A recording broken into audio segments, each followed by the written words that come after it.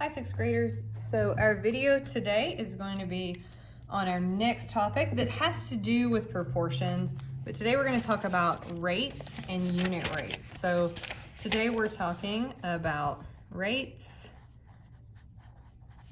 and unit rates.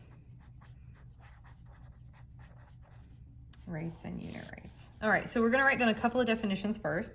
First, just that a rate, the definition of a rate, is a ratio.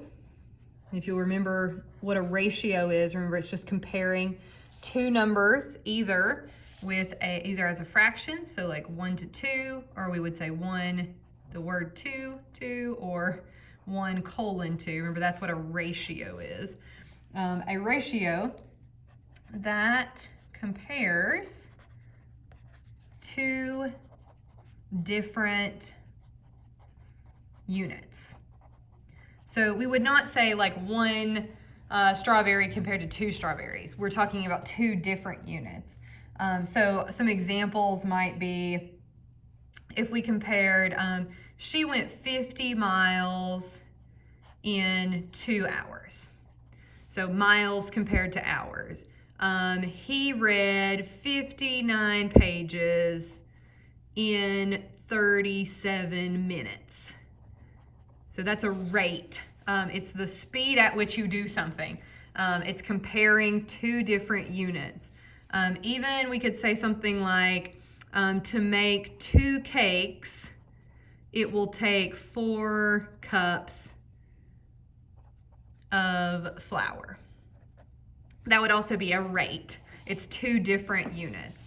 So when we talk about, maybe you can think of your own rates right now. Maybe take a second and think, can you come up with another comparison between 2 things? Now notice we write these as fractions. So normally we will write a rate or a unit rate as fraction. We could have also written it with the word 2. So we could have compared 50 miles to 2 hours, 59 pages, 37 minutes to. We could have used a colon between them as well. 2 cakes, colon, 4 cups of flour. But most of the time we're going to keep them written as fractions, and so that should help you there.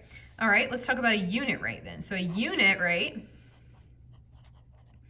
is different than a rate. So that's what a rate is. A unit rate is a rate with a denominator. Remember, that's the number on the bottom of the fraction. Denominator of 1. Denominator of 1. So something, for example, something like 50 miles in 1 hour. You might also say a unit rate would be you read half of a page in 1 minute. That for 3 pancakes, don't ask me why I changed it from cakes to pancakes. For 3 pancakes, it takes 1 cup of flour.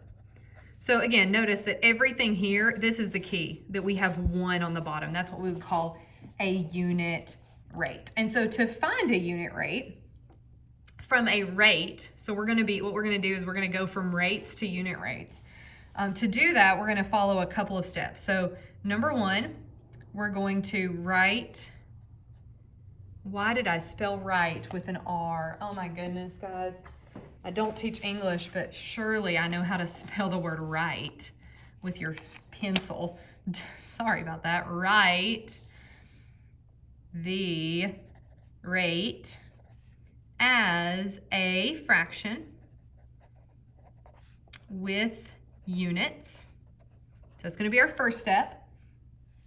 Then step 2 is we're going to divide both numerator and denominator by the denominator. I'll show you what we mean by that in just a second. And then step 3 is to write units. Make sure in the end that your answer has units. All right, so for example, we're going to follow these steps And again, remember, these are the steps to go from a rate to find a unit rate. All right, so for example, let's do an easy one first. So example 1, let's think if I have, let's say Peter writes 100 words in 2 minutes. Find the unit rate. Okay, so we're going to write the rate as a fraction with units. So what's my fraction going to be here? Now, sometimes it's going to matter what order we put these in. But in this case, we are writing, our fraction is going to be 100 words. And again, you want to write your unit down in 2 minutes. And I'm just going to abbreviate minute as min. All right, so we're going to write, that's step 1, write the rate as a fraction with units. So we wrote down our numbers, we wrote down our units. Then we're going to divide both the numerator and denominator by the denominator. So take a look at your denominator, that's down here at the bottom. It's 2. So we're going to divide, out here we're going to write divide by 2. Well, we have to divide both the numerator and denominator by 2. So divide by 2. That's because the bottom number is 2. Whatever the bottom number is what you're going to divide by. So we're going to write divide by 2. Then we're going to actually do that. 100 divided by 2. You could use your calculator. That's 50. And 2 divided by 2 on the bottom is 1. Notice how you're always going to end up with 1 on the bottom. But now 1 what? Our last step is step 3, write your units. And we're just going to carry those straight across. That's 50 words in 1 minute. And that's our unit rate. And that should make sense. If you're writing 100 words in 2 minutes, that's the same rate as 50 words in 1 minute. You could also say this as 50 words per minute. Could be another way of writing that. But we need a 1 on the bottom, and if we have a 1 on the bottom, we can just write it as per that. All right, let's look at another example. So example 2, let's say that you buy 5 pounds for $35. So we want to know how much does 1 pound, oh, why did I made that a P? That should be a B, sorry, pound. How much does 1 pound cost? All right, now it's going to matter the order in which we put these numbers, because here's the thing. Think about the unit that's on the bottom is always going to be the one that gets turned into a 1. So what is it that we want to be on the bottom here? Well, the question we're comparing pounds to dollars. So I could put pounds over dollars, but what that's going to mean is that on the bottom here, I'm going to have $1. Remember, the units go straight across.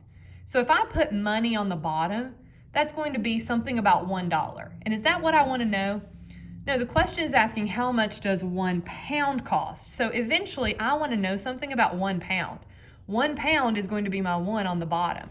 Well, if pounds is on the bottom over here, pounds needs to be on the bottom over here. So when I line up my numbers over here, and just in general, it's a good rule to kind of remember, unless you're asked something about $1, money normally always goes on top.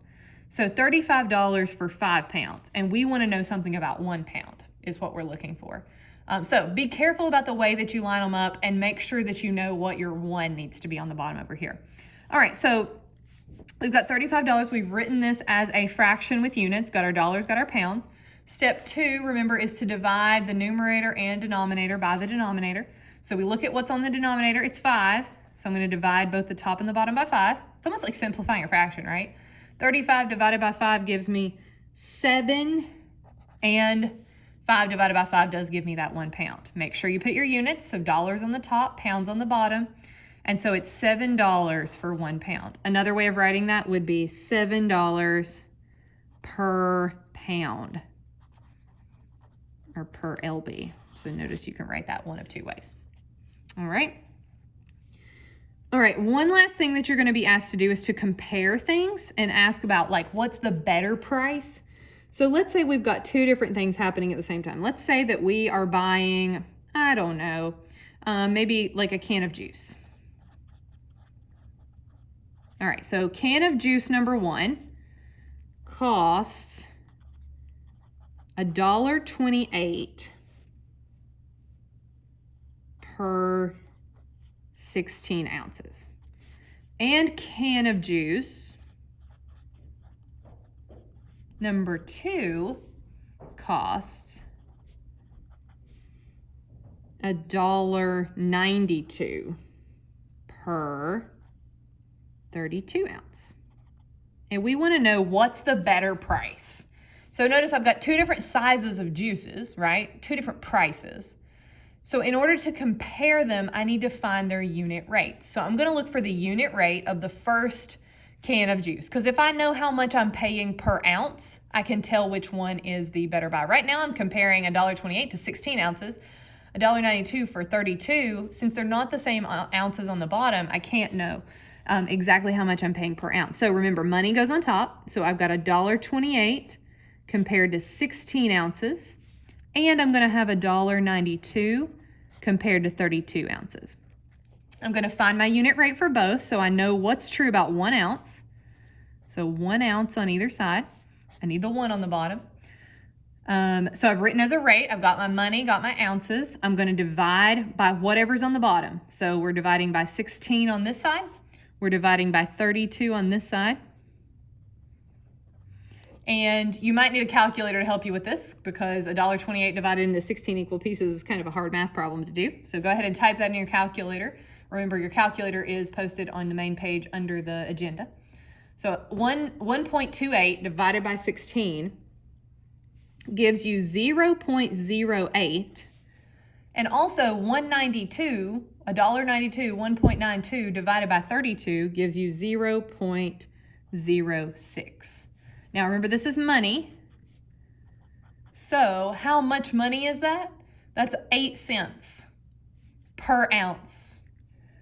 And this is 6 cents per ounce. So which one are you getting the better buy? Well, I want to pay less money. And so the best buy is the 6 cents. And so we can compare things versus comparing 2 things by changing them to unit rates first, and then comparing our final answers to see which one is the better buy. All right, so that is how you go from a rate to a unit rate following these steps, and also how you use unit rates to compare prices. You're going to practice finding unit rates first, and then you're going to be asked some questions about comparing 2 different things. Again, make sure you find the unit rate and you're comparing using those unit rates. Make sure you email me if you have questions about rates or unit rates.